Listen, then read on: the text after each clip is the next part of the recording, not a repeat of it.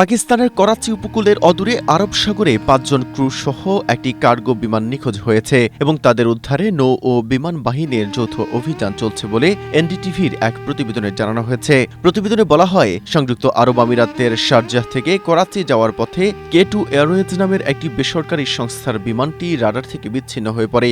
মঙ্গলবার স্থানীয় সময় রাত ৯টা ১৮ বিমানটি প্রথম যান্ত্রিক ত্রুটির কথা জানায় এবং ৯টা ২১ এটির সাথে যোগাযোগ সম্পূর্ণ বিচ্ছিন্ন হয়। নিখোঁজ বিমানটি ২৭ বছরের পুরনো এবং বোয়িং 737 মডেলের রূপান্তরিত কার্গো বিমান। করাচি উপকূল থেকে প্রায় ১৫৫ নটিক্যাল মাইল পশ্চিমে আরব সাগরের ওপর বিমানটির শেষ অবস্থান চিহ্নিত করা হয়েছিল। পাকিস্তানের বিমানবন্দর কর্তৃপক্ষ দ্রুত উদ্ধার সমন্বয় কেন্দ্র সক্রিয় করেছে।